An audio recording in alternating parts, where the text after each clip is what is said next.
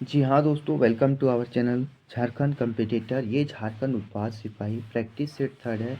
Already 7 practice set मैंने paper third के करवा चुके हैं और ये हमारे प्लेलिस्ट में मौजूद है। आप देख सकते हैं परीक्षा में छपने वाले प्रश्न हैं और ये 22 मार्च को होने वाले परीक्षा का एक बहुत बड़ा रंगमंच तैयार होने वाला है हमारे इस चैनल से।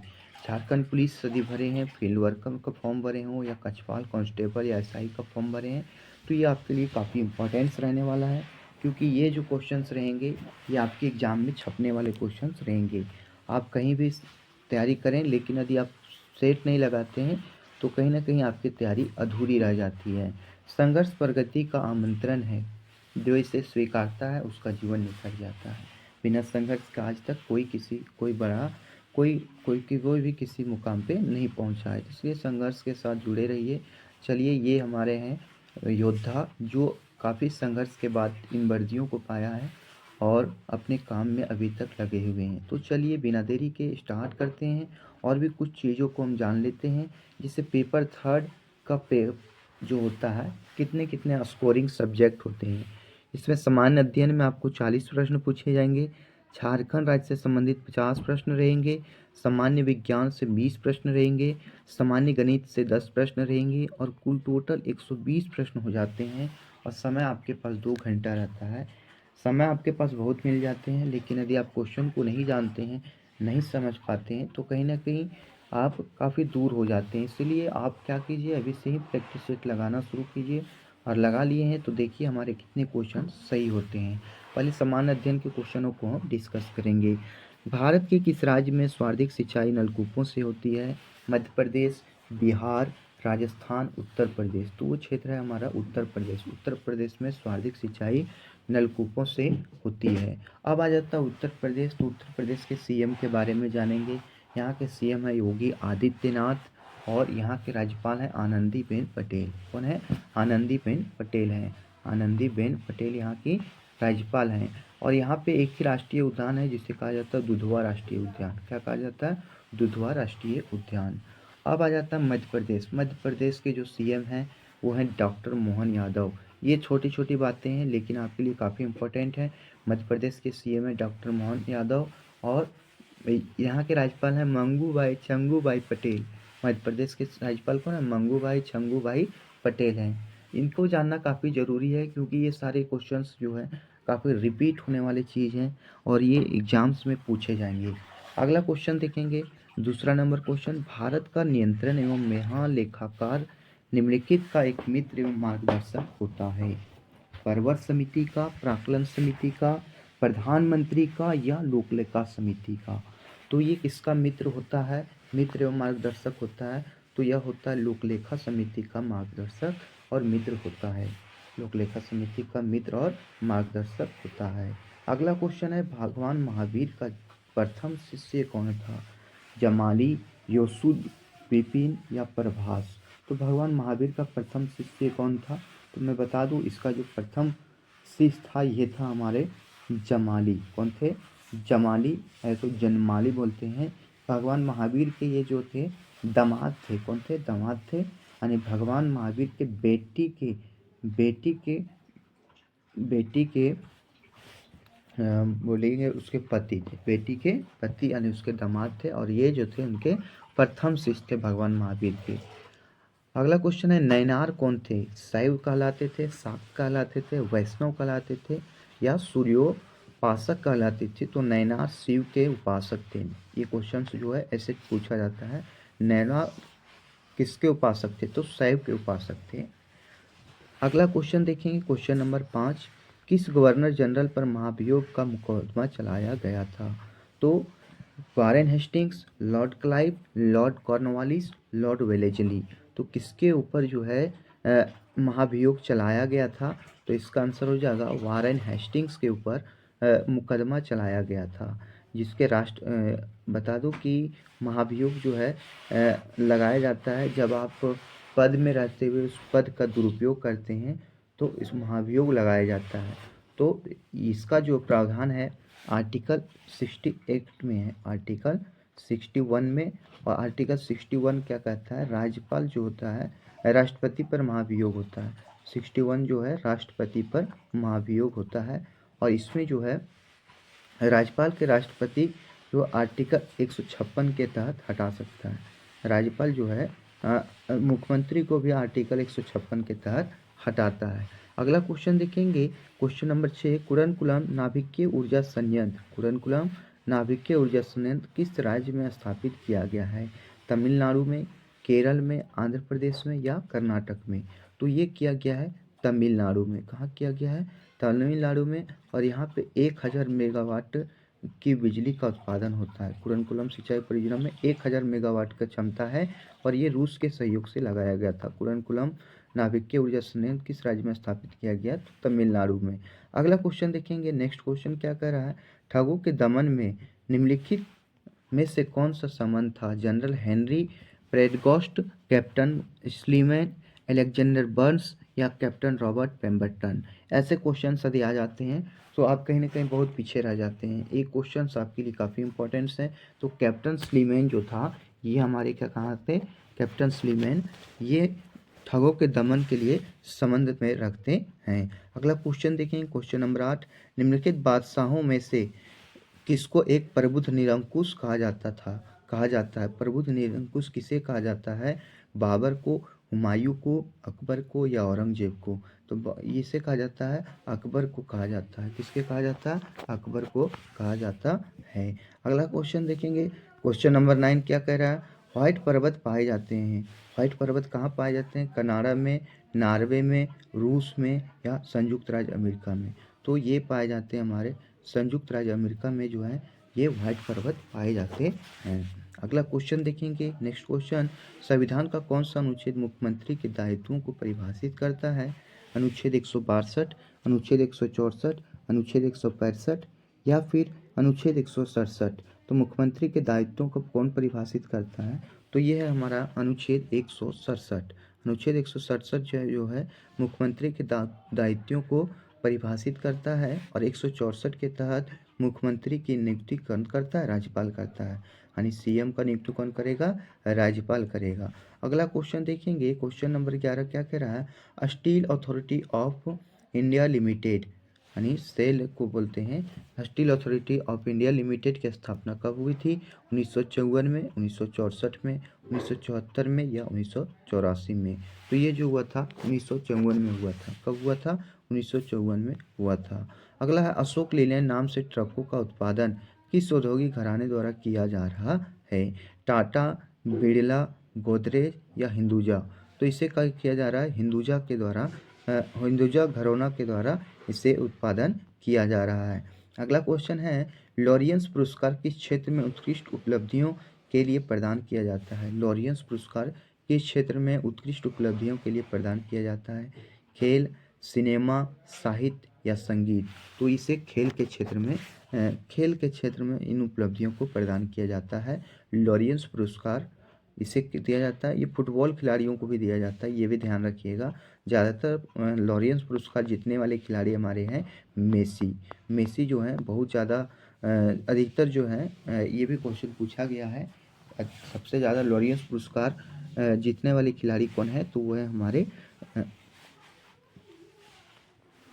मेसी। अगला क्वेश्चन है क्वेश्चन नंबर 14, जिनेदिन जिदान किस देश के प्रसिद्ध फुटबॉल खिलाड़ी हैं? काफ़ी नाम अच्छा है इसलिए क्वेश्चन पूछा था। जिनेदिन जिदान तो ये इटली के हैं, जर्मनी के हैं, फ्रांस के हैं या अर्जेंटीना के हैं? तो ये फ्रांस के हैं। ये फ्रांस के कौन है? प्रसिद्ध फुटबॉल खिलाड़ी हैं, फ्रांस के फुटबॉल खिलाड़ी हैं। अगला है, मालगुडी डेज किसकी रचना है? मालगुडी डेज किसकी रचना है? लक्ष्मण सेठ, आर.के. नारायणन, मुल्कराज आनंद, विक्रम सेठ? तो ये जो है किसकी रचना है? आर.के. नारायणन की रचना है मालगुडी डेज। मालगुडी डेज जो है आर.के. नारायणन की रचना है। अगला क्वेश्चन देखिए, फिलीपींस की मुद्रा का नाम क्या था? पाउंड, पीसो, रियाल या डॉलर? तो ये था हमारा फिलीपींस की मुद्रा का नाम पीसो था। क्या था? फिलीपींस की मुद्रा का नाम पीसो था। अगला क्वेश्चन देखेंगे, नेक्स्ट क्वेश्चन, क्वेश्चन नंबर 17, भारतीय राष्ट्रीय कांग्रेस के सबसे अधिक समय तक अध्यक्ष कौन रहे थे? मौलाना अबुल कलाम आज़ाद, दादा भाई नौरोजी, व्योमेश चंद्र बनर्जी, सरदार वल्लभ भाई पटेल? तो ये थे अबुल कलाम आज़ाद। कौन थे? अबुल कलाम आज़ाद थे, जो 1940 से 45 तक 1940 से 45 तक भारतीय राष्ट्रीय कांग्रेस के सबसे अधिक समय तक अध्यक्ष पद पर रहे थे। अगला क्वेश्चन देखें। नेक्स्ट क्वेश्चन क्या कह रहा है? क्वेश्चन नंबर 18, किसने कहा कि ब्याज उपभोग स्थगन का पुरस्कार है? ब्याज उपभोग स्थगन का पुरस्कार है, ये बातें किसने कही थी? तो ये हो जाएगा आपका किंज, मार्शल, माल्थस या डेविड रिकार्डो। तो ये कौन थे? तो ये थे हमारे किंज। किसने कहा है कि ब्याज उपभोग स्थगन का पुरस्कार है? तो ये किंज के द्वारा कहा गया। अगला है विंड अप शब्द का प्रयोग किस खेल में किया जाता है? विंड अप खेल का संबंध विंड अप शब्द का प्रयोग किस खेल में किया जाता है? बास्केटबॉल में, गोल्फ में, वॉलीबॉल में या टेबल टेनिस में? तो ये किया जाता है गोल्फ में। गोल्फ में किंज का प्रयोग किया जाता है। विजयी विश्व तिरंगा प्यारा का नारा किसने दिया था? मोहम्मद इकबाल, बाल गंगाधर तिलक, श्यामलाल गुप्ता, भगत सिंह। तो ये क्या किया गया था? हमारा श्यामलाल गुप्ता के द्वारा। किसके द्वारा किया गया था? श्यामलाल गुप्ता के द्वारा विजयी विश्व तिरंगा प्यारा का नारा दिया गया था। नेक्स्ट क्वेश्चन देखेंगे। नेक्स्ट क्वेश्चन नंबर 21, प्रेस की स्वतंत्रता भारतीय संविधान के किस अनुच्छेद से मिलती है? अनुच्छेद 19, अनुच्छेद 21, अनुच्छेद 14 या फिर अनुच्छेद 16? तो ये जो है हमारा आर्टिकल 21 के तहत जो है अनुच्छेद 19 के तहत जो है हम ये प्रेस की स्वतंत्रता का व्याख्या किया गया है। अब अनुच्छेद 21 आ जाता है, काफ़ी इंपॉर्टेंट है। ये रहता है हमारा प्राण एवं दैहिक स्वतंत्रता। आपकी जान जो है कोई ले नहीं सकता, ये हमारा प्राण एवं दैहिक स्वतंत्रता अनुच्छेद 21 के तहत है। अनुच्छेद 14 है विधि के समक्ष समानता, विधि के समक्ष समानता। और अनुच्छेद 16 है, मैं अनुच्छेद 16 बोलेंगे अवसर की समानता। जो आज हम नौकरी की तैयारी कर रहे हैं ये भी हमारे अनुच्छेद में दिया गया है, ये अनुच्छेद 16 के तहत है। अगला क्वेश्चन है निम्नलिखित में से कौन सी रचना महात्मा गांधी के साथ संबंधित नहीं है? माई एक्सपेरिमेंट विथ ट्रूथ है, हरिजन भी है, द फैमिली मैन भी है और द होली फैमिली भी है या हिंद स्वराज? तो कौन सा नहीं है? तो द होली फैमिली जो है इसकी रचना जो है महात्मा गांधी के साथ नहीं है। माई एक्सपेरिमेंट ट्रूथ है, हरिजन भी है और हिंद स्वराज भी है।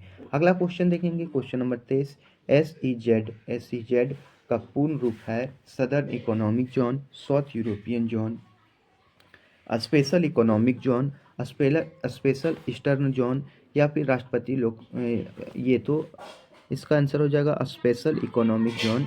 ये स्पेशल इकोनॉमिक जोन कुल 17 भारत में 17 स्पेशल इकोनॉमिक जोन है और जिसमें ये होता है स्पेशल इकोनॉमिक जोन के नाम से इसको हम ज़्यादातर जाना जाता है। अगला क्वेश्चन है राष्ट्रपति लोकसभा के सदस्यों में निम्न का प्रतिनिधित्व करने के लिए नामित कर सकता है? तो राष्ट्रपति जो है लोकसभा के सदस्यों में किसका प्रतिनिधित्व करने के लिए नामित कर सकता है? एंग्लो इंडियन, ईसाई, बौद्ध धर्मावलंबी या पारसी? तो किसका करता है? तो ये हो जाता है हमारा ये क्या होता है हमारा एंग्लो इंडियन को करता है, एंग्लो इंडियन का प्रतिनिधित्व करता है। और ये किसके द्वारा करता है? तो आर्टिकल 331 के तहत, अनुच्छेद 331 के द्वारा किया जाता है। अगला क्वेश्चन देखेंगे। नेक्स्ट क्वेश्चन नंबर क्या कह रहा है? क्वेश्चन नंबर 25, सार्क का पूरा रूप है, यानी सार्क का पूर्ण रूप है, सार्क को पूरा नाम क्या है ये चीज़ बताना है। तो इसका डायरेक्ट आंसर देखते हैं कि सार्क का क्या फुल फॉर्म है। तो ये south Asian association for regional corporation. और सार्क में कुल टोटल 8 देश होते हैं सार्क। और ये सार्क का मुख्यालय कहाँ है? तो नेपाल काठमांडू है, एकमात्र ऐसा संस्थान जिसका सार्क का मुख्यालय कहाँ है? ये हमारा है काठमांडू है। अगला क्वेश्चन है इलेक्ट्रिक बल्ब किसका बना होता है? इलेक्ट्रिक बल्ब जो है फिलामेंट का बना होता है। इलेक्ट्रिक बल्ब का फिलामेंट किसका बना होता है? टंगस्टन का, नाइक्रोम का, सीसा का या एल्युमिनियम का? तो ये टंगस्टन का बना होता है। किसका बना होता है? टंगस्टन का बना होता है। नेक्स्ट क्वेश्चन, भारत का पहला संचालन उपग्रह IRNS-1A कहाँ से छोड़ा गया? श्रीहरिकोटा, अहमदाबाद, तिरुवनंतपुरम, बंगलुरु? तो ये खोला गया हमारा श्रीहरिकोटा से। कहाँ से छोड़ा गया? श्रीहरिकोटा से छोड़ा गया। अगला क्वेश्चन देखेंगे। क्वेश्चन नंबर 28 क्या कह रहा है? निम्नलिखित में से किस जोड़े का मिलान सही नहीं है? इबोला वायरस चेचक, जीव सांख्यिकी पहचान अंगुली छापन तथा आइरिस स्कैन, क्लोनिंग, आनुवांशिक प्रतिकृति और डीएनए फिंगरप्रिंट पैतृक या अपराधी की पहचान। तो इसका आंसर हो जाएगा इबोला वायरस, चेचक। ये जोड़ा जो है गलत है, बाकी बस सारे जो है हमारे ऑप्शन सही हैं। अगला है कुमार संभव महाकाव्य किस कवि द्वारा लिखा गया। कुमार संभव जो है काव्य जो है किसके द्वारा लिखा गया, बाणभट्ट, चंद्रवरदई, हरिसेन या कालिदास। तो कुमार संभव से कुमार संभव और का से कालिदास, इस तरह से आप चीज़ों को याद रखते हैं तो लंबे समय तक याद रहता है। कुमार संभव, कालिदास। नेक्स्ट क्वेश्चन है जैव विविधता में परिवर्तन होता है। जैव विविधता में परिवर्तन कब होता है, भूमध्य रेखा की तरफ बढ़ती है तब होता है, भूमध्य रेखा की तरफ घटती है तब होता है, या फिर पृथ्वी पर एक समान रहती है ध्रुवों की तरफ बढ़ती है। तो भूमध्य रेखा की तरफ बढ़ती है, भूमध्य रेखा की तरफ क्या होता है, बढ़ती है। चोल शासन की प्रमुख विशेषता क्या थी, भूमिकर शासन, केंद्र शासन, स्थानीय स्वशासन, प्रांतीय स्वशासन। तो ये था हमारा स्थानीय स्वशासन, क्या था, स्थानीय स्वशासन था। अगला क्वेश्चन देखते हैं, इनकलाब जिंदाबाद का नारा सर्वप्रथम किसने दिया, चंद्रशेखर आज़ाद, सरदार भगत सिंह, रामप्रसाद बिस्मिल या राजगुरु। तो वो दिए थे हमारे सरदार भगत सिंह। सरदार भगत सिंह के द्वारा इनकलाब जिंदाबाद का नारा दिया गया था। नेक्स्ट क्वेश्चन है आर्य समाज की स्थापना किसने की, आर्य समाज की स्थापना किसने की, दयानंद सरस्वती, स्वामी विवेकानंद, राजा राम मोहन राय, ईश्वर चंद्र विद्यासागर। तो ये किए थे दयानंद सरस्वती। आर्य समाज की स्थापना कौन किए थे, दयानंद सरस्वती किए थे। अगला क्वेश्चन देखेंगे, क्वेश्चन नंबर 34 क्या कह रहा है, सार्क की स्थापना कब हुई थी। पहला देखिए, इसके पहले पूछा था कि सार्क का पूरा रूप क्या है, तो सार्क का पूर्ण रूप था south Asian association for regional corporation, ये हमारा फुल फॉर्म था। अगला, सार्क की स्थापना किस वर्ष हुआ था, 1995 में, 1980 में, 1985 में या 1987 में। तो ये जो हुआ था 1985 में हुआ था। कुल टोटल 8 देश थे और इसका मुख्यालय हमारा काठमांडू दिया गया है। तो ये चीज़ यहाँ पे आप ध्यान रखेंगे, जो भी फैक्ट बताए जाते हैं वो भी आपके लिए काफ़ी इंपॉर्टेंट्स है। अगला क्वेश्चन है क्वेश्चन नंबर 35, इसे देखते हैं। 35 नंबर क्वेश्चन क्या कह रहा है, भारत में कर्मचारियों के महंगाई भत्ते के निर्धारण का आधार क्या है, राष्ट्रीय आय, उपभोक्ता मूल्य सूचकांक, जीवन निर्वाह स्तर या प्रति व्यक्ति आय। तो ये जो है हमारा उपभोक्ता मूल्य सूचकांक है, क्या है, उपभोक्ता मूल्य सूचकांक जो है ये हमें बताता है महंगाई भत्ते के निर्धारण के आधार पर बताता है। नेक्स्ट क्वेश्चन देखेंगे, निम्नलिखित में से कौन सा एक भारतीय रिजर्व बैंक का कार्य नहीं है। तो कौन सा जो भारतीय रिजर्व बैंक का कार्य नहीं है, करेंसी का निगमन, विदेशी व्यापार का नियमन, साख का नियमन, देश के विदेशी विनिमय कोषों की रखवाली एवं प्रबंधन। तो इसका आंसर हो जाएगा हमारा विदेशी व्यापार का नियमन। विदेशी व्यापार का नियमन जो है ये हमारा क्या चीज़ है, राष्ट्रीय रिजर्व का कार्य नहीं है। अगला क्वेश्चन है, प्रसिद्ध दिलवाड़ा मंदिर स्थित है। प्रसिद्ध दिलवाड़ा मंदिर कहाँ स्थित है, उत्तर प्रदेश, राजस्थान, महाराष्ट्र, मध्य प्रदेश। तो ये जो है हमारा राजस्थान में स्थित है। प्रसिद्ध दिलवाड़ा मंदिर कहाँ स्थित है, राजस्थान में स्थित है। अगला क्वेश्चन है, विश्व की सबसे बड़ी झील है, सुपरियर झील, बैकाल झील, चिल्का झील या कैस्पियन सागर। तो ये जो है विश्व की सबसे बड़ी झील है कैस्पियन सागर। कौन सी झील है, कैस्पियन सागर है। अगला है, बैरोमीटर का आविष्कार किया गया है, नरेंद्र कपानी द्वारा, डेनिस गैसोने द्वारा, एवंजेलिस्टिका टोरिकेल्ली द्वारा, अलेक्जेंडर बैन द्वारा। तो ये जो किया गया है ये हमें किया गया है 39 एवंजेलिस्टा टोरिकेल्ली द्वारा किया गया है बैरोमीटर का आविष्कार। बोले नरेंद्र कपानी ये जो है हमारे ऑप्टिकल फाइबर के हीरो माने जाते हैं, ऑप्टिकल फाइबर का खोज किए थे नरेंद्र कपानी, ये भी ध्यान रखिएगा, काफ़ी इंपॉर्टेंट सवाल है। अगला क्वेश्चन है, एक ही लोक निर्वाचन क्षेत्र से लगातार 8वीं बार चुनाव जीतने वाली भारत की महिला सांसद कौन है। ये क्वेश्चन जो है हमारे टेक्निकल ग्रेजुएट लेवल में अगर पूछा गया है तो ये कौन है, सुषमा स्वराज, सुमित्रा महाजन, मेनका गांधी और सावित्री जिंदल। तो ये है सुमित्रा महाजन, और वो उस टाइम जिस समय ये सांसद थी उस समय ये बता दूं ये वहाँ की लोकसभा अध्यक्ष थी, लोकसभा अध्यक्ष थी, और ये दूसरी महिला लोकसभा अध्यक्ष थी। पहले मीरा कुमार और दूसरा सुमित्रा महाजन। इन्होंने 8 सालों तक लगातार 8वीं बार यानी लगभग 40 सालों तक लगातार एक लोकसभा निर्वाचन क्षेत्र से जीती थी। तो जरूर काफ़ी अच्छा काम की होगी वहाँ पे अगला क्वेश्चन देखते हैं, क्वेश्चन नंबर 41। जगन्नाथ ढाल के अपदस्थ कर अंग्रेजों ने किसे ढालभूम का राजा बनाया? नीमू ढाल को, अर्जुन ढाल को, या फिर जगदीश ढाल को, या सुबल ढाल को? तो ये बनाया था हमारा नींबू ढाल को। नीमू ढाल को ढालभूम का राजा बनाया था। अगला क्वेश्चन देखते हैं, निम्नलिखित में से कौन सा कथन असत्य है? तो झारखंड में मुंडा पाहन के अतिरिक्त महतोम भंडारी आदि की प्रथा गुप्तकालीन व्यवस्था की ही देन है। हजारीबाग के महोंदी पहाड़ में पत्थरों को काटकर बनाए गए 4 मंदिर संभवतः गुप्तकाल के ही हैं। सतगांव में दर्जनों मंदिर के अवशेष हैं जो सभी उत्तर गुप्तकाल के हैं। चंद्रगुप्त वन जो है द्वारा बनाए गए मंदिर के अवशेष पलामू में मिला है। तो इसका आंसर हो जाएगा चंद्रगुप्त एक द्वारा बनाया गया मंदिर का अवशेष पलामू में मिला है। अगला क्वेश्चन देखेंगे, चेरो विद्रोह का नेतृत्व किसने किया था?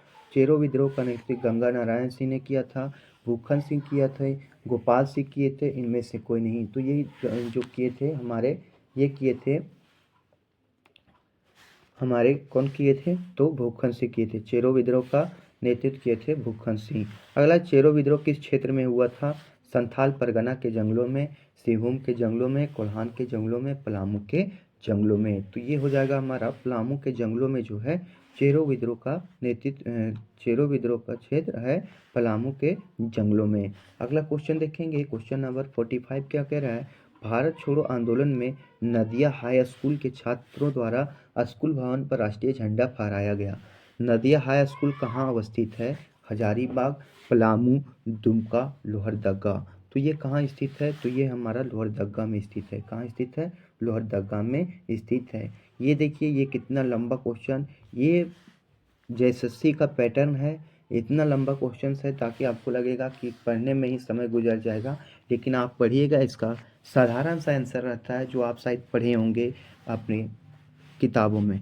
नागेश्वर प्रसाद साव, पंडित राम रक्षा ब्रह्मचारी, पूरन चंद्र मित्रा, डॉक्टर जदू गोपाल मुखर्जी, नारायण चंद्र लौहरी, नंदकिशोर भगत, नारायण जी देवकी, नंदन प्रसाद, चमरा भगत, परतुले भद्र मित्रा, विमल दास गुप्ता, केशव दास गुप्त ने भारत छोड़ो आंदोलन में किस जिले में सक्रिय भागीदारी निभाई थी? रांची में, हजारीबाग में, बोकारो में, या धनबाद में? तो ये जो थे हमारे रांची के सब हीरो थे जिन्होंने झारखंड आंदोलन में काफ़ी बड़ा भूमिका निभाई थी। अगला क्वेश्चन देखेंगे, क्वेश्चन नंबर 47 क्या कह रहा है? क्वेश्चन नंबर 47 है, निम्न में से किस वर्ष हो लोगों ने आत्मसमर्पण किया और सीधा कंपनी को कर देने के लिए तैयार हुए? 1834 में, 1837 में, 1841 में, या तो 1868 में? तो ये थे 1837 में। 1837 में क्या होता है? आत्मसमर्पण किया और सीधा कंपनी को कर देने के लिए बाध्य हो गई। अगला क्वेश्चन देखेंगे, धाल विद्रोह कब से कब चला था? बता दें, धाल विद्रोह 2 भागों में चला था।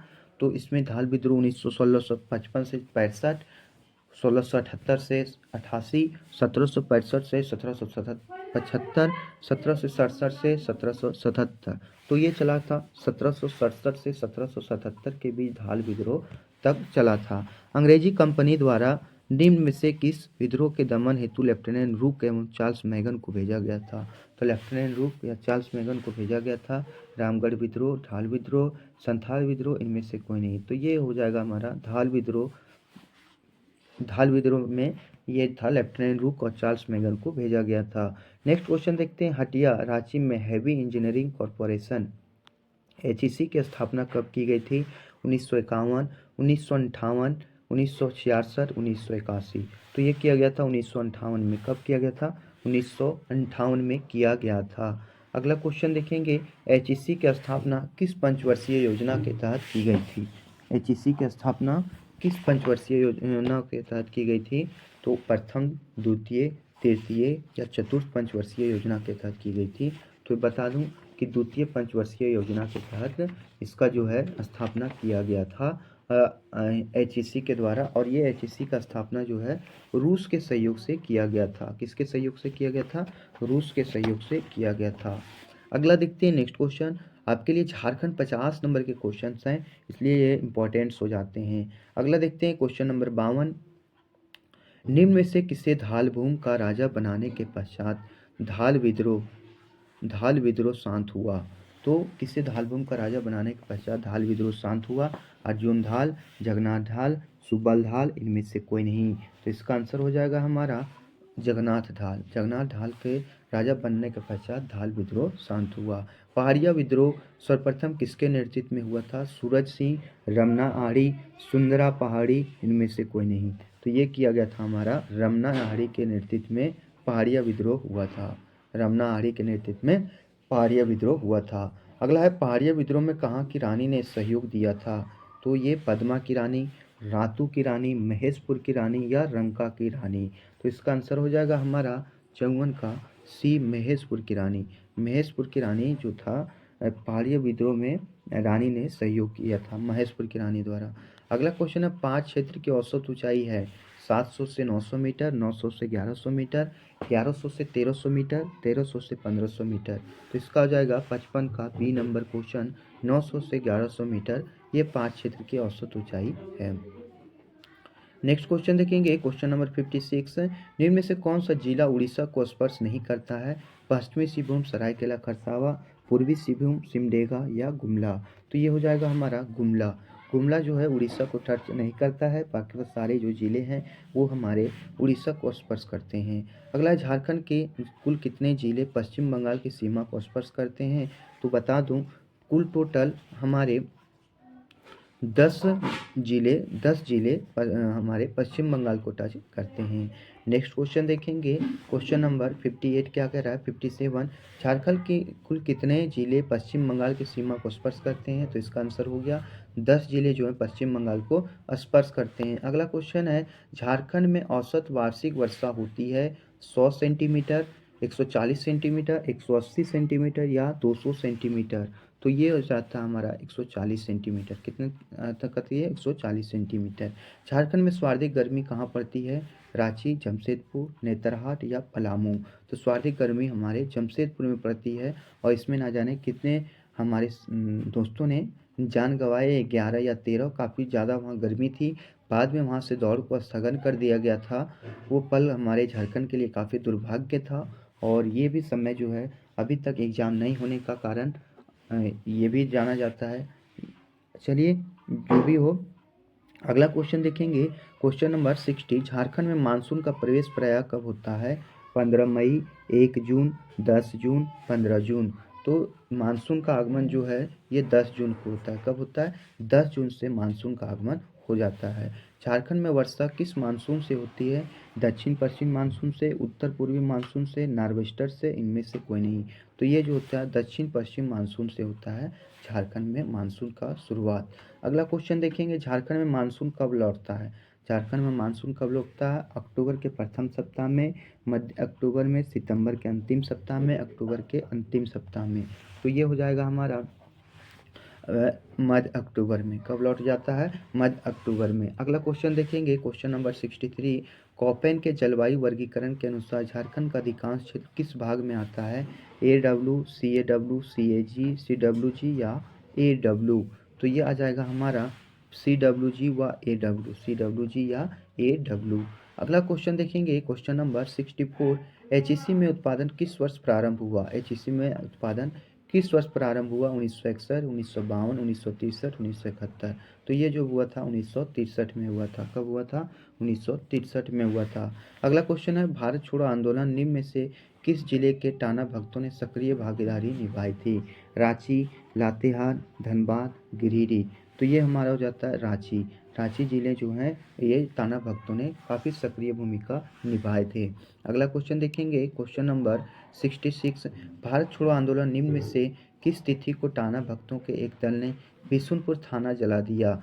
11 अगस्त 1942 को, 18 अगस्त 1942, 30 अगस्त 1942, 2 सितंबर 1942। तो इसका आंसर हो जाएगा 18 अगस्त 1942 को टाना भक्तों के एक दल ने बिशुनपुर थाना को जला दिया था। अगला क्वेश्चन देखेंगे, क्वेश्चन नंबर 67। वर्तमान में झारखंड में 2 रेलवे परिक्षेत्र, पूर्वी रेलवे एवं दक्षिण पूर्वी रेलवे, निम्न से कौन सा शहर रेल सुविधा वंचित है? हजारीबाग, चतरा, दुमका, गोड्डा, उपरोक्त सभी।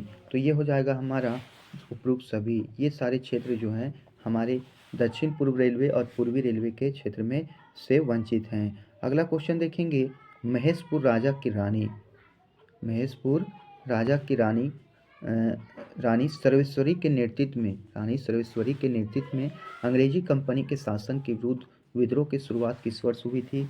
1671 से 1672, 1766 से 1770, 1770 से 1771 और 1781 से 1782। तो इसका आंसर हो जाएगा हमारा ऑप्शन नंबर डी, 1781 से 1782। अगला है, झारखंड का सबसे ऊंचा भूभाग है पहाड़ी पारसनाथ पहाड़ी को छोड़कर सबसे बड़ी ऊंचाई किसकी है? पाट क्षेत्र, मध्यवर्ती की पहाड़ियाँ, बाय पठार या राजमहल की पहाड़ियाँ। तो ये आ जाएगा हमारा पाट क्षेत्र। पारसनाथ पहाड़ी के बाद आ जाता है हमारा क्या? पाट क्षेत्र की ऊंचाई सबसे ज़्यादा है। अगला क्वेश्चन देखेंगे, क्वेश्चन नंबर 70, झारखंड में रेल मार्ग की कुल लंबाई कितनी है? तो 2350 किलोमीटर, 2210 किलोमीटर, 1943 किलोमीटर, इनमें से कोई नहीं। तो इसका आंसर हो जाएगा 1943 किलोमीटर है। कितना है? 1943 किलोमीटर। अगला है, रांची में स्थापित फाउंड्री फोर्थ संयंत्र एवं भारी मशीन औजार संयंत्र की स्थापना किस देश के सहयोग से की गई थी? रूस, ब्रिटेन, जर्मनी, चेकोस्लोवाकिया। किस देश की मदद से किया गया था? तो वो था हमारा चेकोस्लोवाकिया की मदद से किया गया था। रांची पठार का निर्माण हुआ था बेसाल्ट, नीस एवं ग्रेनाइट, सिस्ट या क्वार्ज। तो कहाँ पे किया गया था? तो ये था हमारा नीस एवं ग्रेनाइट के पठार से इसका निर्माण हुआ था। अगला, रांची एवं हजारीबाग के पठार को एक दूसरे से कौन अलग करता है? तो दामोदर नदी, शंख नदी, स्वर्णरेखा नदी या अजय नदी। तो कौन अलग करता है? तो इसका आंसर हो जाएगा दामोदर नदी। दामोदर नदी जो है दामोदर एवं हजारीबाग के पठार को एक दूसरे से अलग करता है। नेक्स्ट क्वेश्चन देखेंगे, क्वेश्चन नंबर 74, किस नदी पर स्वतंत्र भारत की प्रथम जल विद्युत योजना बनाई गई है? भाखड़ा, दामोदर, गंगा, सतलज। तो किस नदी पर बनाया गया है? तो इसका हो जाएगा दामोदर नदी पर प्रथम जल विद्युत योजना बनाई गई है। अगला क्वेश्चन देखेंगे, क्वेश्चन नंबर 75, दामोदर घाटी परियोजना किन राज्य की संयुक्त परियोजना है? पर झारखंड पश्चिम बंगाल, बिहार झारखंड, झारखंड उड़ीसा या बिहार उड़ीसा। तो इसका आंसर हो जाएगा हमारा झारखंड पश्चिम बंगाल। दामोदर घाटी परियोजना जो है झारखंड और पश्चिम बंगाल की संयुक्त परियोजना है। अगला क्वेश्चन देखेंगे, नेक्स्ट क्वेश्चन क्या कह रहा है, तिलैया बांध कब एवं किस नदी पर बना है? तिलैया बांध जो है दामोदर नदी पर 1951 में, बराकर नदी पर 1953 में, कोरनार नदी पर 1954 में और पंचेत नदी पर 1956 में। कब बना है? तो ये बराकर नदी 1953 में बना है। कब बना है? बराकर नदी 1953 में बना है। अगला क्वेश्चन देखते हैं, क्वेश्चन नंबर 77, गिरिडीह जिले के किस स्थल पर श्वेतांबरी जैनियों की तीर्थ स्थल है? तो मधुबन, मोरजागंज, राजधनबार, इनमें से कोई नहीं। तो कहाँ पे बनाया गया है? तो ये था मधुबन में। कहाँ बनाया गया है? मधुबन में बनाया गया है। अगला क्वेश्चन है, क्वेश्चन नंबर 78, जैन धर्म के संबंध में झारखंड के परिप्रेक्ष्य में कौन सा कथन सत्य है? झारखंड में बौद्ध धर्म के साथ साथ जैन धर्म का भी व्यापक प्रचार प्रसार हुआ।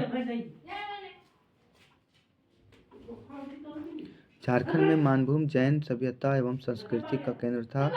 कसाई और दामोदर नदियों के घाटी में जैन अवशेष अभी तक बिखरे पड़े हैं और उपरोक्त सभी। तो 78 का आ जाएगा हमारा क्वेश्चन, उपरोक्त सभी।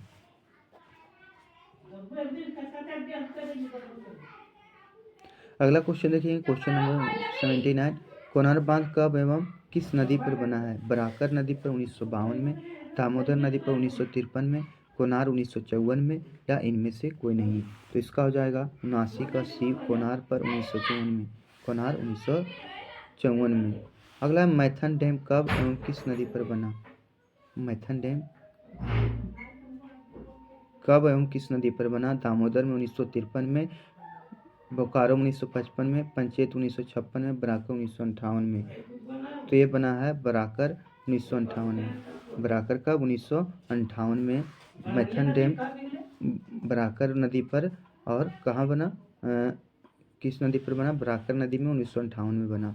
झारखंड में दलहन का सर्वाधिक उत्पादन कहाँ होता है? पलामू में, हजारीबाग में, दुमका में या लोहरदगा में। तो ये होता है हमारा पलामू में। झारखंड में दलहन का सर्वाधिक उत्पादन पलामू में होता है। अगला क्वेश्चन देखेंगे, झारखंड में तिलहन का सर्वाधिक उत्पादन कहाँ होता है? तो रांची में, दुमका में, हजारीबाग में या पलामू में। तो ये कहाँ होता है, हमारा होता है पलामू में। पलामू में तिलहन का सर्वाधिक उत्पादन होता है। झारखंड में ज्वार का मुख्य उत्पादक जिला कौन सा है, रांची, हजारीबाग, दुमका, सिंहभूम।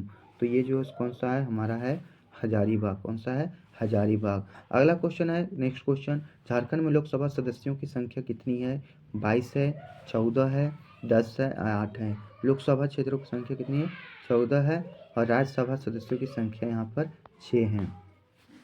झारखंड की उपराजधानी कहाँ है, रांची, दुमका, देवघर, धनबाद। तो झारखंड की उपराजधानी दुमका है। कहाँ पे है, झारखंड की उपराजधानी दुमका है। अगला है, झारखंड की औद्योगिक राजधानी कहाँ है, झारखंड की औद्योगिक राजधानी कहाँ है, धनबाद, चाईबासा, बोकारो, जमशेदपुर। तो औद्योगिक राजधानी कहाँ पे है, जमशेदपुर में है। नेक्स्ट क्वेश्चन है, झारखंड का उच्च न्यायालय कहाँ अवस्थित है, जमशेदपुर, रांची, धनबाद या दुमका। तो ये हमारा रांची में स्थित है। झारखंड का उच्च न्यायालय रांची में स्थित है। झारखंड की विधायिका कैसी है, झारखंड की विधायिका कैसी है, 1 सदनीय, 2 सदनीय, 3 सदनीय, 4 सदनीय। तो ये है हमारा 88 का ये 1 सदनीय है। यहाँ विधानसभा है, विधान परिषद नहीं है। अगला, झारखंड का सबसे बड़ा संसदीय निर्वाचन क्षेत्र कौन सा है, धनबाद, रांची, दुमका, पश्चिमी सिंहभूम। तो ये जो हो जाएगा हमारा 89 का डी हो जाएगा, पश्चिमी सिंहभूम। क्या आ जाएगा, पश्चिमी सिंहभूम। अगला, झारखंड की सबसे छोटी संसदीय निर्वाचन क्षेत्र कौन सा है, पलामू, गिरिडीह, चतरा, राजमहल। तो सबसे छोटा संसदीय क्षेत्र कौन सा है, हमारा है चतरा। कौन सा है, चतरा है। और सबसे बड़ा संसदीय क्षेत्र हमारा पश्चिमी सिंहभूम है। आप देखते हैं साइंस से आने वाले क्वेश्चन जो आपके लिए काफ़ी इंपॉर्टेंट्स होंगे। साइंस भी आपके 10 क्वेश्चन साइंस के पूछे जाते हैं, 20 क्वेश्चन पूछे जाते हैं, तो आपके लिए काफ़ी इंपॉर्टेंस रहेगा। अगला, इस पौधे को बीज मसालों के रूप में उपयोग किया जाता है। तो किसका किया जाता है, चेरी का, आलू का, आम का या सरसों का। तो सरसों का बीज जो है छौंकने में लगाते हैं। अगला, पशु का शरीर किससे ढका होता है, केश से, पंख से, ड्राई स्केल से या फर से। तो जो ये किससे ढका होता है, ये ढका होता है हमारा पंख से। पंछियों का शरीर किससे ढका था, पंख से। मस्तिष्क की, अगला है, मस्तिष्क की जिम्मेदारी इनमें से क्या होती है, सोचना, हृदय की धड़कन को नियंत्रित रखना, शरीर को संतुलित करना या ये सभी। तो ये सभी कार्य होते हैं हमारे मस्तिष्क के। अगला है, WBC और RBC मानव शरीर में किस अनुपात में पाए जाते हैं, 1:60, 1:600, 1:6000, 1:60,000। तो इसका आंसर हो जाएगा हमारा 1:600, 1:600। नेक्स्ट क्वेश्चन देखेंगे, क्वेश्चन नंबर 95। आधुनिक अवधिका तालिका में समयावधि की संख्या होती है 7, 8, 16 या 18। तो समयावधि की संख्या होती है 7। कितनी होती है, 7। खाली जगह स्पर्श करने के लिए संवेदनशील होते हैं, जड़ें, उपजा, फैलाव या पुष्प। तो ये हो जाएगा हमारा फैलाव। फैलाव स्पर्श करने के लिए संवेदनशील होते हैं। अगला क्वेश्चन है, क्वेश्चन नंबर 97। जब कोई ऑब्जेक्ट अवतल मिरर के फोकस पर कर्ता केंद्र के बीच रखा जाता है तो बनाई गई छवि रियल और मैग्नीफाइड होती है, असली और कमज़ोर होती है, वर्चुअल और मैग्नीफाइड होती है, आभासी और मंद होती है। तो ये हो जाएगा हमारा रियल और मैग्नीफाइड होती है, रियल और मैग्नीफाइड होती है। अगला देखेंगे, क्वेश्चन नंबर 98 का डी नंबर क्या कह रहा है, रक्षक कोशिकाएं अपने सूजन में खो देती है। रक्षक कोशिकाएं अपनी सूजन खाली जगह खो देती है, रोशनी में, दिन का समय में, सनशाइन में या अंधेरा में। तो कब खो देती है, अंधेरा में जो है रक्षक कोशिकाएं अपना सूजन खो देती है, यानी जो फूला हुआ फूल रहता है उसे क्या करती है, सिकुड़ देती है। बाह्य श्वसन एक खाली जगह प्रक्रिया है, भौतिक, रासायनिक, सरल या जैविक। तो ये हमारा हो जाएगा भौतिक परिवर्तन है, भौतिक प्रक्रिया है। अगला क्वेश्चन है, क्वेश्चन नंबर 100 क्या कह रहा है, पौधों में जाइलम निम्नलिखित में से कौन सा कार्य करता है। जाइलम कौन सा कार्य करता है, भोजन का परिवहन, पानी का परिवहन, एमिनो एसिड का परिवहन या ऑक्सीजन का परिवहन। तो ये पानी का परिवहन करता है हमारा जाइलम। अगला है, गलत वक्तव्य का चयन करें, गलत वक्तव्य का चयन करें। वन उत्पादों की विविधता प्रदान करते हैं, वनों में अधिक से अधिक पौधों की विविधता है, वन मिट्टी पर रोक नहीं लगाते, वन जल संरक्षण करता है। तो इसका आंसर हो जाएगा हमारा वन मिट्टी पर रोक नहीं लगाते, वन मिट्टी पर रोक नहीं लगाते। अगला क्वेश्चन है, क्वेश्चन नंबर 102। जब कंडक्टर का प्रतिरोध बढ़ता है तो बिजली बढ़ जाती है, घट जाती है, एक ही रहता है, बढ़ जाती है, घट जाती है। तो जब कंडक्टर का प्रतिरोध बढ़ता है तो क्या होता है, बिजली घट जाती है। तो बिजली क्या होती है, घट जाती है। फोकस लंबाई 40 सेंटीमीटर है तो उत्तल लंबाई यानी पावर बराबर होता है 1/d, 1/d सॉरी 1/f होता है। कितना होता है, 1/f। तो 1/40 यानी 0.4d होगा। कितना होगा, 0.4d।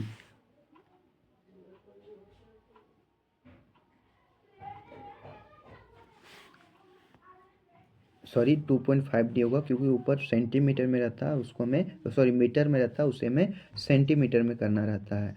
अगला क्वेश्चन है, निम्न में उच्चतम निरपेक्ष अपवर्तक सूचकांक है, फ्यूज क्वार्ट्ज, हीरा, ताज कांच या रूबी। तो ये होता है हमारा सूचकांक का बी, हीरा। क्या होता है, हीरा। अगला क्वेश्चन है, रोशनी एक गिलास प्रिज्म के साथ प्राप्त स्पेक्ट्रम में कम से कम विचलित होती है, लाल, पीला, जामुनी, नीला। तो ये हो जाएगा हमारा लाल रोशनी में। लाल रोशनी एक गिलास में क्या करती है, प्रिज्म के साथ स्पेक्ट्रम में कम से कम विचलित होती है। अगला, ऑक्सीजन में 2 ऑक्सीजन परमाणुओं के बीच बॉन्ड होते हैं, तो एक डबल, एक अकेला या एक ट्रिपल या एक आयनिक। तो ये हो जाएगा हमारा 106 का ये एक डबल बॉन्ड होता है। क्या होता है, ऑक्सीजन और 2 ऑक्सीजन परमाणुओं के बीच एक डबल बॉन्ड होता है।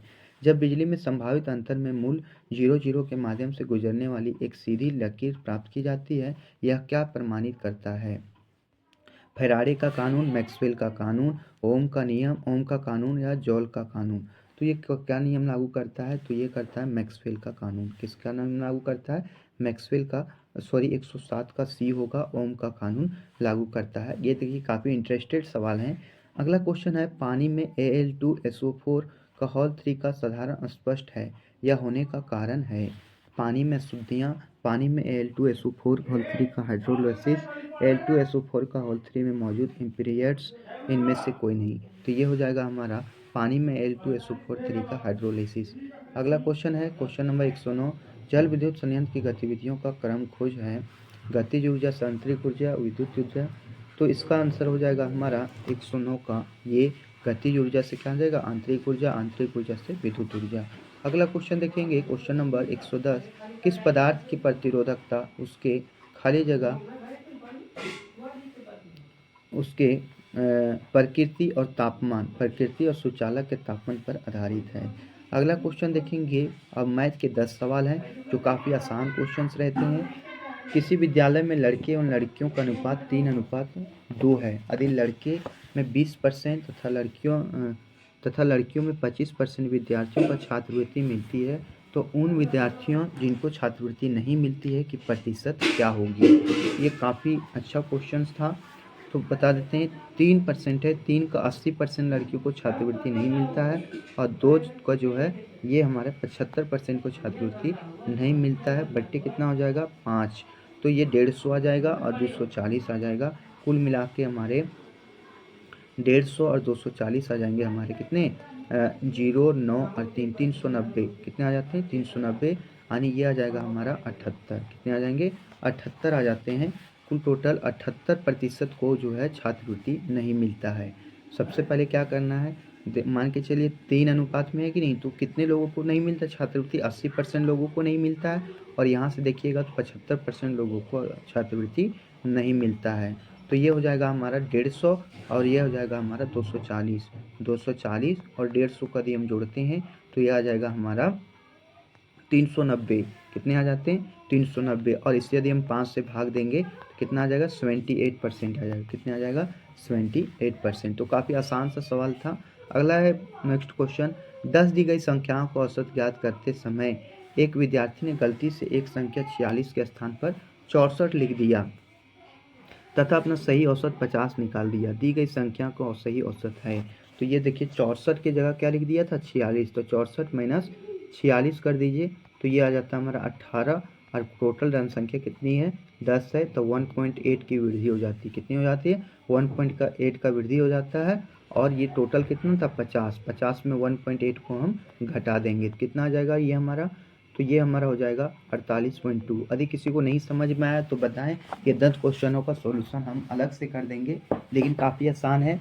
46 की जगह कितना कर देता है, 64 लिख देता है। तो 64 में हम 46 को घटा देते हैं। 64 में क्या करते हैं हम 46 को घटा देते हैं तो कितना आ जाता है 18। और टोटल औसत में कितने 10 लोग हैं तो 10 का आ जाएगा 1.8 का वृद्धि हो जाता है। तो 50 आता है मान के चलो औसत, तो 50 में 1.8 को घटा देंगे तो कितना आ जाएगा 48.2। कितना आ जाएगा 48.2 आ जाएगा। अगला क्वेश्चन है, एक पिता की आयु और उसके पुत्र की आयु से अनुपात 5:2 है। पिता और पुत्र की आयु का अनुपात 5:2 है। यदि उनके आयु का वर्षों में गुणनफल 1000 हो तो 10 वर्षों के उपरांत पिता की आयु होगी। तो ये 10 वर्षों में ये आ जाएगा 50x। क्या आ जाएगा 50x गुने 2x बराबर 1000। कितना आ जाएगा 1000। ये आ जाएगा हमारा 10x² बराबर 1000। ये कट गया। अब x का मान कितना आ जाता है हमारा 10। कितना आ जाता है 10। तो बता दो x का मान कितना आया 10 आ गया। तो फिर पूछा हमें कितना 10 वर्षों के उपरांत, तो 10 बचे कितना हो जाएगा 50, 50 और 10 60, यानी कुल टोटल जो हो जाएगा उसका ये 60 वर्ष हो जाएगा। कितना हो जाएगा 60 वर्ष हो जाएगा। अब देखिए क्वेश्चन नंबर 114 देखते हैं। एक भिन्न जिसका हर 30 है तथा जो 5/8 तथा 7/11 के बीच में स्थित है। 5/8 और 7/11 के बीच में स्थित है वह भिन्न कौन सा है, ये चीज़ पूछा गया है। तो ये 9 क्लास के क्वेश्चन है, तो ये हो जाएगा 19/30। 19/30। अगला देखेंगे नेक्स्ट क्वेश्चन, क्वेश्चन नंबर 115। सबसे छोटी पूर्ण वर्ग संख्या जो 16, 20, 24 में से प्रत्येक द्वारा विभाजित होती है 1600, 3600, 6400 या 14400। तो इसका आंसर हो जाएगा हमारा 115 का हो जाएगा हमारा किससे विभाजित होती है, तो ये 3600 से विभाजित होती है। अगला क्वेश्चन है क्वेश्चन नंबर 116। एक 110 मीटर लंबी रेलगाड़ी 60 किलोमीटर प्रति घंटा की चाल से चल रही है। एक समानांतर रेल पटरी पर खड़ी किसी 170 मीटर लंबी रेलगाड़ी को पार करने में यह कितने सेकंड लेगी। तो कितना सेकंड लेगी, तो 110 किलोमीटर है, उसमें हम क्या जोड़ेंगे 60 मीटर, 170 मीटर को जोड़ देंगे। कितने जोड़ देंगे 170 मीटर को जोड़ देंगे और इसे 5 से भाग दे देंगे। तो ये आ जाएगा हमारा 16.8। कितना आ जाएगा 16.8 आ जाएगा। अगला क्वेश्चन है क्वेश्चन नंबर 117। साधारण ब्याज की किसी दर से कोई धनराशि 2 वर्ष के लिए निवेशित की गई, 1% अधिक दर पर निवेश किया गया होता तो 24 रुपये अधिक ब्याज मिलता, वह धनराशि कौन सी है। तो वह धनराशि कौन सी है, तो 2 का देते हैं 1% तो 24% आ जाता है। तो 2% बराबर 2% बराबर 24 हो जाता है। तो 1% बराबर कितना होगा 12। तो 100% बराबर हो जाएगा 1200 रुपया आ जाएगा ये हमारा धनराशि। अगला, एक वृत्त तथा एक वर्ग के क्षेत्रफल समान है, वर्ग की एक भुजा और वृत्त की त्रिज्या से अनुपात क्या हो जाएगा। तो इसका अनुपात हो जाएगा हमारा एक पाई आर स्क्वायर आता है और एक क्या आ जाता है हमारा ए स्क्वायर। क्या आ जाता है ए स्क्वायर। अब पाई बराबर क्या हो जाएगा ए स्क्वायर बटे आर स्क्वायर। तो ए बटे आर आ जाएगा हमारा रूट पाई अनुपात 1। रूट पाई अनुपात 1 आ जाएगा।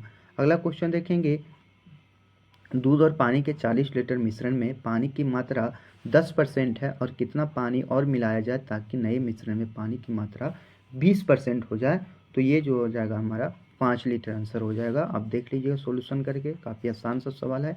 चावल के मूल्य में 25% की कमी होने पर कोई व्यक्ति 600 रुपये में 10 किलो अधिक चावल खरीद सकता है, तो चावल का प्रति किलोग्राम घटा हुआ मूल्य होगा। तो प्रति किलोग्राम घटा हुआ मूल्य क्या हो जाएगा, इसका आंसर हो जाएगा 15 रुपये हो जाएगा। कितना हो जाएगा 15 रुपये। तो ये थे हमारे आज के सेट के क्वेश्चन और बराबर ये सेट आपको देखने को मिलेगा। अगला प्रैक्टिस सेट 9 जो है हम जल्द ही कल जो है कल सुबह 6 बजे आप लोगों के सामने उपलब्ध हो जाएगा। ये वीडियो आपके सामने अभी 12 बजे उपलब्ध हो पा रहा है और कल जो है ये वीडियो आपके सामने 6 बजे सुबह मिल जाएगा। बहुत बहुत धन्यवाद। यदि हमारे चैनल पे नए होंगे, लगे कि आपके द्वारा आपके ऊपर मेहनत किया गया है, क्वेश्चनों को सही तरीके से बताया गया है और क्या चीज़ त्रुटियां रह गई हैं वो आप ज़रूर कमेंट बॉक्स में लिखेंगे। यदि आप चाहें कि 10 क्वेश्चनों का सॉल्यूशन अलग से कर दें तो वो भी बताएंगे।